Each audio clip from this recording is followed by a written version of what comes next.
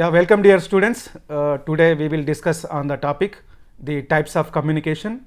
This is the part of our first semester introduction to journalism and mass communication.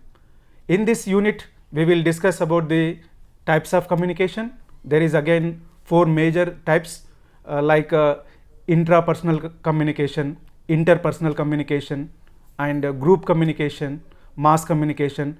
In detail about all these types of communication like characteristics, advantages, limitations and also relative appeal of the each communication will discuss in this lesson.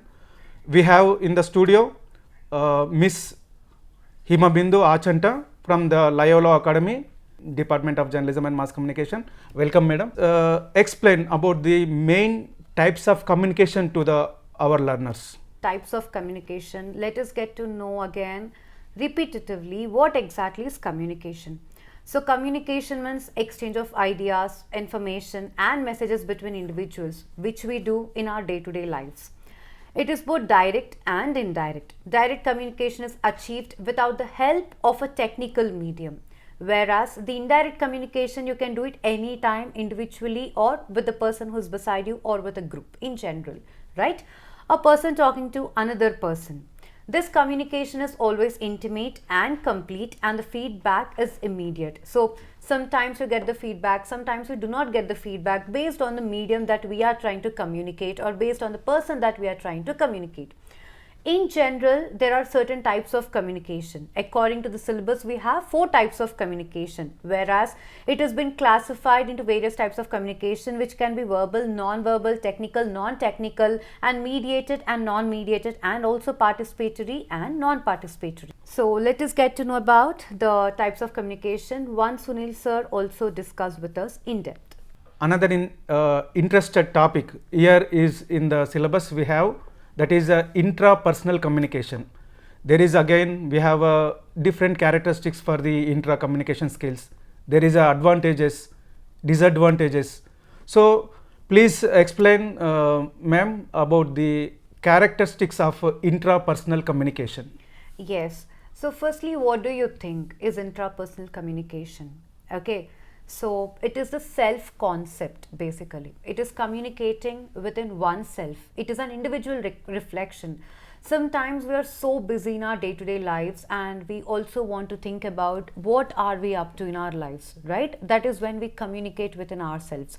Like for example, it could be about talking to ancestors or spirits, or if you want to have a spiritual belief or divine motivation, right? Sometimes we meditate within ourselves, right? That is transcendental meditation. For instance, it is also an example of communication, right? Apart from that, this is a vital experience in religious and monastic life, especially if you ever have gone to any ashram, or if you have ever gone to do yoga, or if you have ever meditated. We have our self-thought, and that is exactly called as self-concept, which keeps on motivating ourselves whenever we need, right? And apart from that, even if you ever observe the tribal communities, you get to observe a lot of intrapersonal communication. Apart from that, it is something that you receive within yourself. You are the sender, you are the receiver, you have the self-thought, you have your own process, right? So sometimes we also need to understand what is the information that we are processing. That is called as intrapersonal communication. Sometimes what happens, we are so happy, and if you see a good crop, we may share our joy with some person if he or she is around. And if you do not have anyone around and you share the happiness within yourself. And as humans, we should be so happy that our mind take the communication platform where we can understand what are we up to in our lives, right? Apart from that, sometimes we might have another person or a group of friends or anybody with us, but sometimes we are all alone, right? At that time, whatever you're communicating, and that is also called as intrapersonal communication. All thinking is intrapersonal and is conscious. Apart from that, what are the major advantages of intrapersonal communication? Let me give you one example. You woke up today and you had a lot to do, and you were so stressed or you were so happy, and then you had a lot of disturbances also. Sometimes we'll have friends, we have parents, we have siblings. And what happened? You're done with your entire day. You go back home and you fall asleep. And what you do before you sleep? We think, what did I do today? Or what is that I am happy about? Right? There is certain thought process that goes on in our mind. Whatever you talk to yourself, that is called as intrapersonal communication. Many people tell you whatever you're happy about, whatever you're sad about, write it in a diary and read it out, and that will help you grow even more, because no one can understand you better than you understand yourself when you're communicating within yourself. Such psychological communication is considered to be the type of intrapersonal communication. Apart from that, what are the limitations? It happens only within the person. Others cannot clearly know what a person is thinking, right? Subconscious intrapersonal communication is dreaming over which we cannot have no control. Many people tell you have subconscious thoughts unknowingly, right? That is also called as intrapersonal communication, and it is one of the types of intrapersonal communication, because whenever we are daydreaming or when you go to a temple, you pray, you talk to God, you meditate. All of that is also called as intrapersonal communication. You cannot see the God over there. You're just seeing the sculpture. That is your own belief, right? That spiritual thought process is also considered to be the intrapersonal communication. Apart from that, the sender and the receiver are the same if we are talking about the relative appeal. And suppose you see a bus, you will think, should I get into the bus? Should I rush? Or should I wait and take the next bus if the bus is full, right? You're talking to yourself, you're taking a decision. You're not taking a collective decision, right? You're thinking or you're overthinking about it. That is also considered to be intrapersonal communication, right? Apart from that, thus there is a dialogue inside us, and that dialogue, what you're getting within yourself, is intrapersonal. Hence, its appeal is very limited when compared to other forms of communication. This is all about intrapersonal. So far, we have discussed about the advantages, limitations, and characteristics of the intrapersonal communication. There is another important type of communication, that is interpersonal communication. Please, ma'am, explain about the advantages, characteristics, limitations, and relative appeal of the interpersonal communication. Okay, yes sir, sure. So, interpersonal communication is something that is considered to be the universal form of communication. Like, for example, sir is sitting beside me. We are having a face-to-face communication. Now, if in case whatever question sir is asking, I am able to answer him directly, right? That is called as interpersonal communication. There could be a lot of diversions when you are sitting in the park or in the corridor in your college or near your home, but still you and your friend are talking together. When only two people are involved, that is called as interpersonal communication. Let us get into the technical definition of it.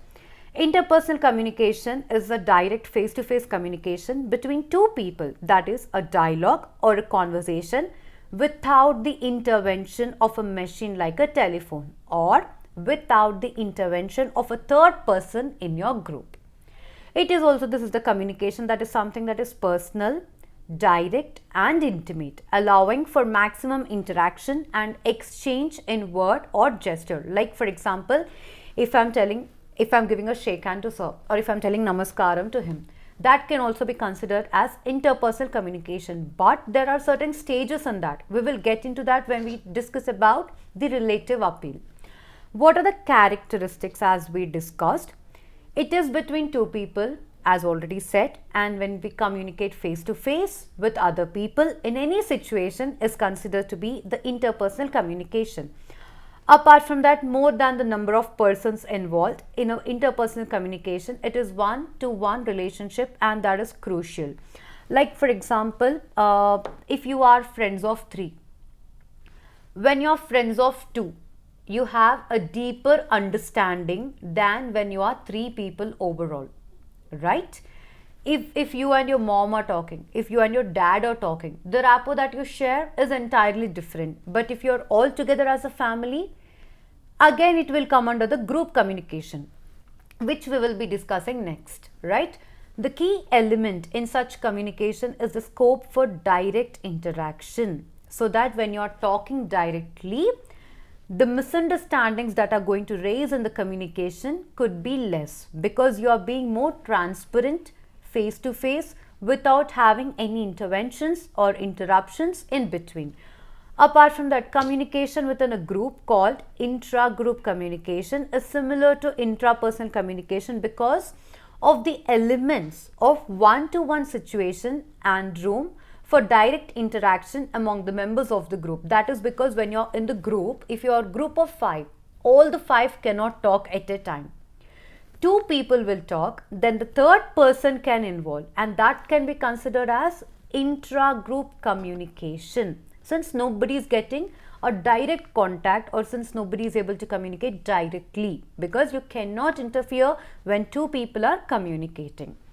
Apart from that, advantages, like I said, it is the universal form of communication because it is face to face and direct with less number of misunderstandings. Apart from that, it is the highest and most perfect form of communication that 2 persons can attain. It is more influensive because when 3 people are there, you cannot influence them, right? When 2 people are there, you can convince them for anything, you can influence them for anything. It all depends on how you are communicating with one another. But the power of influence is comparatively higher when it comes to interpersonal communication. Apart from that, it involves the interplay of words and gestures, the warmth of human closeness, and all the 5 senses are involved in the interpersonal communication. Majorly, like for example, the limitations could be when you communicate something bad, it cannot be taken back. Like for example, one of the stages of interpersonal communication is the personal stage, where you're getting too personal, and when we are close to someone, there are chances that since we understand each other very well, there are chances that you might talk anything that comes to your mind. And what happened? The person is already hurt and you cannot take your words back. That clearly means there are chances that depending on the bond you share with that person, you never know if he or she is going to come back to your life or not. That is what exactly happens in interpersonal. Even though there is so much good, there is also bad, and that is what exactly the limitation is. That happens because of the closeness we share with one another. Like for example, there are chances that you might scold them, you might slap them, there could be any bad gestures, you might hug them tight, you might just shake hand and then hold their hands tight, right? At that time, there is definite hurt that is going to happen to one another. Apart from that, you can never hide your bad mood and tend to express it some way with or without your knowledge. This is sometimes okay because you take out your frustration, you take out your bad mood only with the person that you're close with. But this is something that can be controlled in intrapersonal communication if we have self-control and understanding what are we up to. But whereas if you are communicating closely with them, there are certain chances that you might hurt them and you might not get them back in your life.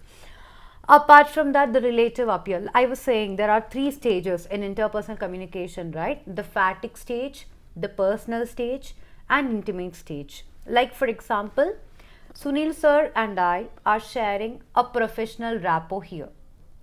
And I don't know anything about sir except the fact that he's working as an assistant professor and a material guide in Ambedkar University, right? So what I do when I meet him, I'll only say namaskaram or good afternoon sir, or I'll maximum ask how are you, or we talk about the subject.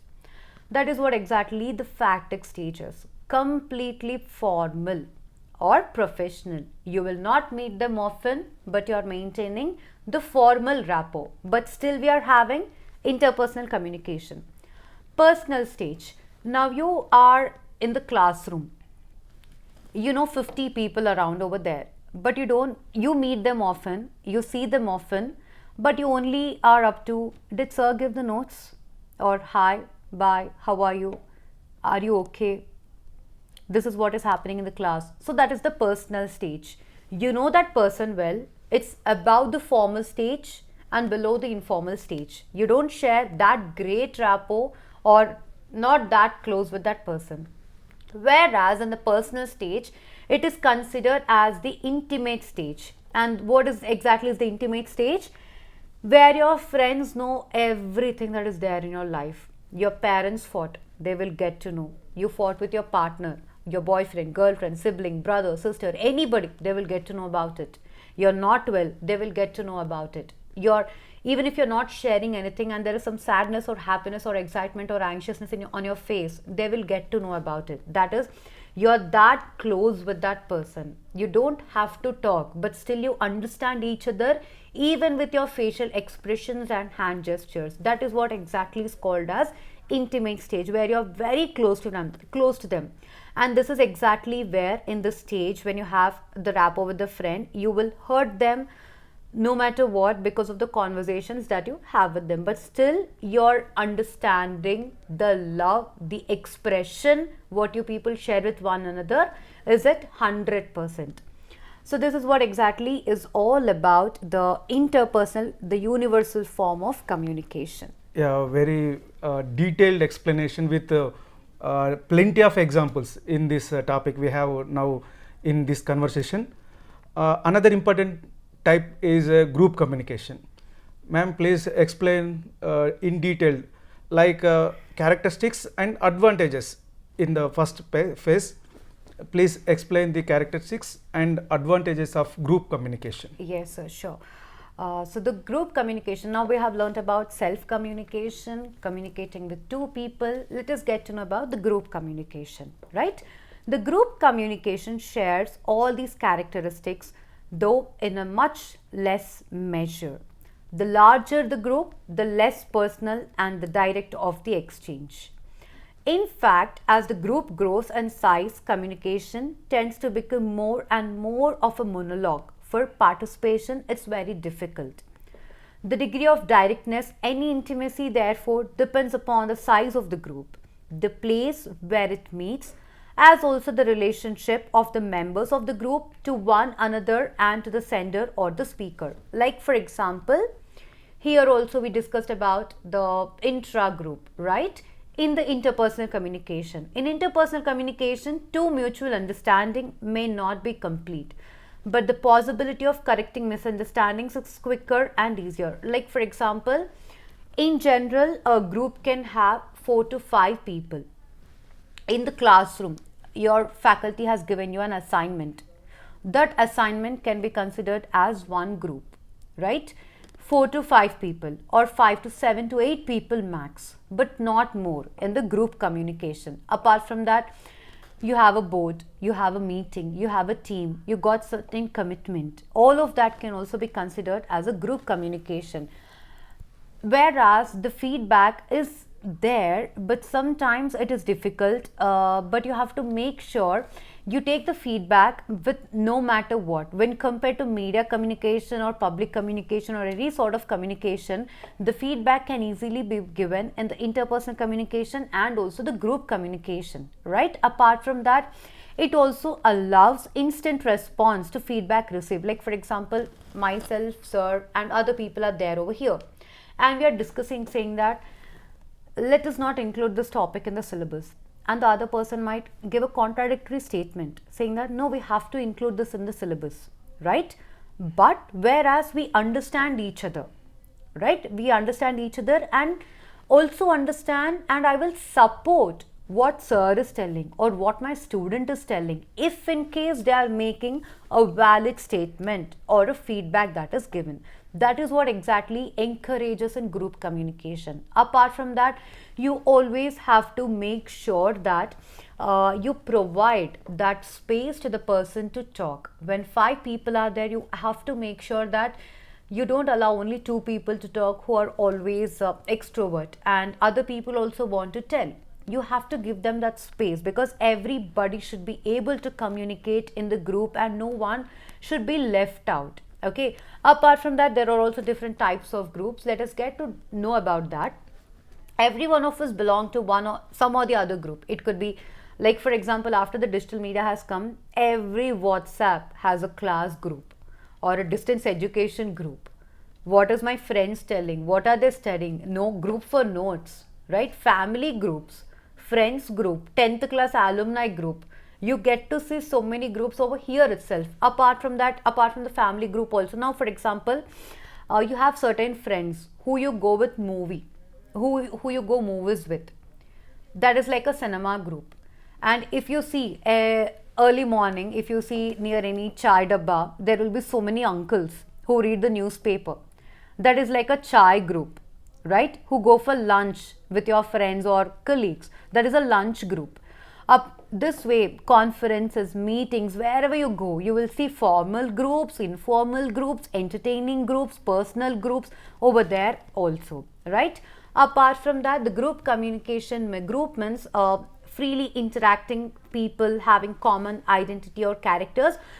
You can also understand that, like for example, when you're joining in a new class or you take a new admission in the college, you will observe the class first, and then you have a hobby of where you listen to songs or a music, or where you make films, and you see certain people, or you also make music, let us be friends. And there is other person also, I'll introduce to you, I'll introduce him to you, and we can have our own group. So that again is another group. So there are teams, committees, bargaining agents, boards, task force, this way, or even subjective based or college based, conference based, meeting based, intelligence bureau based, police based. So there are many groups like that, formal and informal. The major advantages, this is something that help expand our social network, which provide access to more sources. Even though you don't want to talk, there will be some people who can push you, motivate you, encourage you to talk. So it's always better when you are a person who doesn't socialize or not much into communication, to have certain groups who can motivate you very well, or who can share the knowledge, because majority of the time we should be the listeners more than the givers sometimes, because you're gaining more knowledge from a certain group. That way this communication is helping you a lot. Apart from that, local community theatre group may be able to put on a production with a limited budget by drawing on these connections to get set building supplies, props, costume, actor and publicity in ways that an individual cannot. Like for example, if you want to start up something and you don't have budget, you have a group and everybody can pitch in one or the other prop or some amount, and you're creating a beautiful product with that. The major limitations of the group communication are: one person can be just as or more effective than the group of other people in the group itself. Think about a situation in which a highly specialized skill or knowledge is needed to get something done. In the situation, one very knowledgeable person is probably better fit for the task than a group of less knowledgeable people. That means don't think about someone should be better or someone is dominating us, but only think about how one person is making everybody successful all together. But a group is all about the teamwork indeed. Yeah, Yes. important feature here in this group communication, that is immediate feedback. That Yeah. is very advantage compared with other communications, types of communications like intrapersonal communication, interpersonal communication, and also mass communication. The major means the important feature here in the group communication, that is a immediate feedback. So far we have discussed in this topic the advantages, characteristics, and relative limitations, some limitations. What are the relative appeal of the group communication? So the quality communication such as helping behavior and information sharing, because we are communicating in the group, causes groups to be superior to the average individual in terms of the quality and effectiveness of decisions or actions. Like for example, if you are working in some activity what your professor has given you, the professor makes sure that the slow learners, advanced learners are all together in the group. They don't keep separately all the slow learners based on the intellectual ability of a student and all the advanced learners separately. Because every professor wants every student to win, and every student can help each other in the group. That is what exactly the understanding, helping and mutual benefits and knowledge sharing and information sharing, as the relative appeal says, are found in the group communication. Very well said. Another important type of communication, that is mass communication, which is close relative to the journalism and mass communication students. I will here asking the expert about the advantages, characteristics of the mass communication, and what is mass communication. Please explain to our learners. Yeah, yes. So before we get into the entire type of mass communication, what do you think is mass communication? Like for example, group, you have a certain group. Interpersonal, you have one person only to communicate. Intrapersonal, you're communicating with your own self, right? What is mass communication? So the mass means larger number of audiences.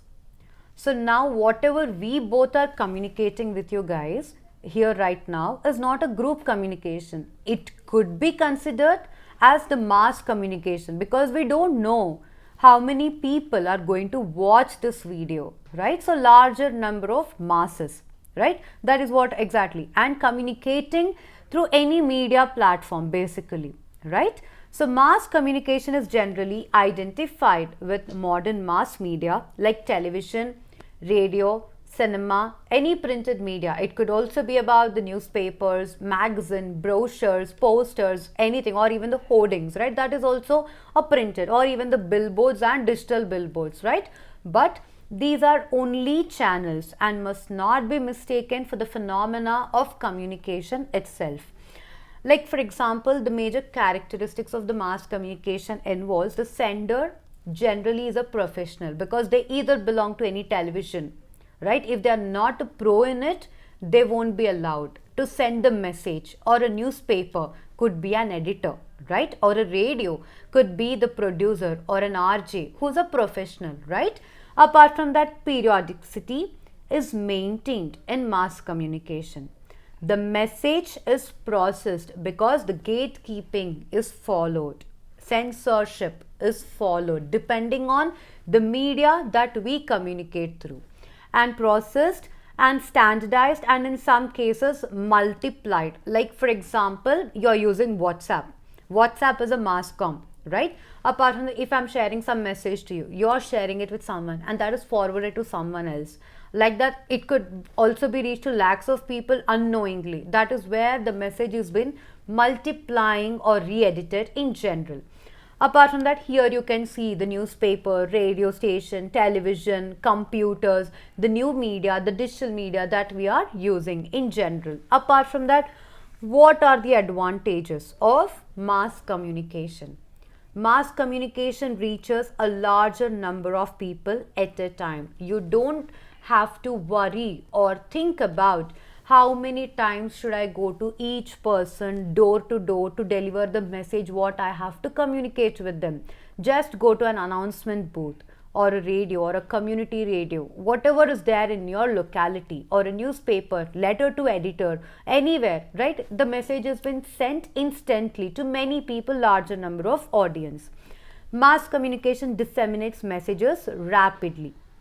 Mass communication inform us and entertain us. It also helps in promoting education, both formal and informal. Like for example, if you take about films, right? If you take films, films are not only entertainment these days, they are considered to be edutainment, because they are educating the people with the message they are giving to the society and also entertaining the people. That is a major advantage we get to see through mass communication. Apart from that, what are the major limitations of mass comm? Feedback is delayed, and sometimes feedback cannot be taken because larger number of people. If you are working in a television, imagine you are getting feedback from so many areas. Until and unless you have a PR or some person who is dealing with the feedback, it is ultimately difficult to even think about the feedback in general. And only few people in the society, rich, educated and influential, get the opportunity to communicate through mass media, because that is certainly the people who are in the power have the chance, people who are in the authority have the chance to get the feedback when compared to the common people. The relationship between the source, who is also considered to be sender in the simple terms, and receiver is usually ambiguous. Journalists within the media organizations have to function according to the objectives of the management. If you are working in some media sector, you have to follow the ethics, principles, what are given by them as the journalist. You cannot have your own ethics and own rules when you're sharing to a larger number of audiences, and that is majorly because we have to be careful and proofread again and again. Okay, ma'am, you can continue with the relative appeal of mass communication. So comparatively, mass communication is very powerful because it is either run by the authority or the people in the power or whoever can influence the public really well, right? When a boy fell in a borewell, there was an immediate response from different corners due to mass communication. And now, because of the new media, it has become very, very easier to go from a local level to a global level, and that is only because of the mass communication, right? While other forms of communication have limited appeal, confined to a few people, the influence of mass communication is widespread. Ma'am, you have said about the new media. Here there is just one point I have to raise here, because with the new media we are getting the feedback immediately, like how in a group communication. But the limitation is in the group communication, there is a within the people. Here in the mass communication, with the large number of people also involving, with the help of new media tools like social media apps and networks. But it is possible. All these has happened because of the advantages of technology. Dear learners, so far we have discussed about the different types of communication, like intrapersonal, interpersonal and group communication, and also mass communication. Thank you very much for watching this lesson. It is better understand about the types of communication to you through this video lesson. Thank you very much once again.